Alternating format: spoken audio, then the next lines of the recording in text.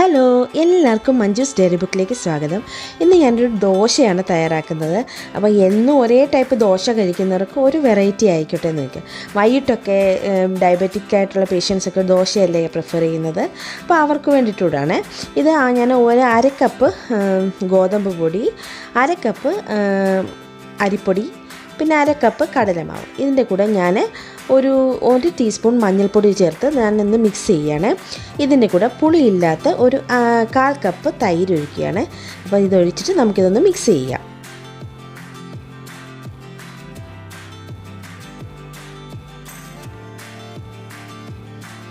ഇതിനകത്ത് ഞാൻ ആവശ്യത്തിന് വെള്ളം ഒഴിക്കുന്നുണ്ട്.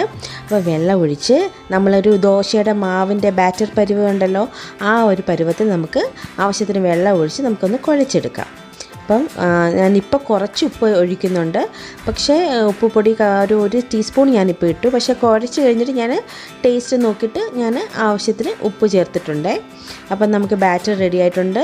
നമുക്കിതിനകത്തേക്ക് ചെറിയതായിട്ട് അരിഞ്ഞ് സവാള ചേർക്കണം.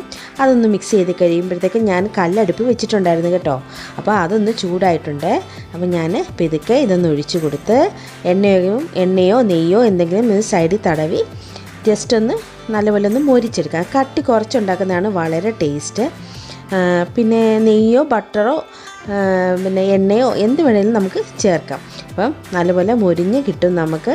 അപ്പം നല്ല ക്രിസ്പി ആയിട്ട് വേണമെങ്കിൽ അങ്ങനെയും ചെയ്യാം, അല്ലാതെയും നമുക്ക് എടുക്കാം. അപ്പം ഇതൊരു വെറൈറ്റി ടേസ്റ്റ്. അപ്പോൾ എന്തുകൊണ്ട് ചട്നിയോ എന്തും നല്ലതാണ് സൈഡ് ഡിഷായിട്ട്. എൻ്റെ കയ്യിൽ കുറച്ച് ഉഴുന്നുപൊടി ഉണ്ടായിരുന്നു, ഞാൻ അതാണ് ചേർത്തത്.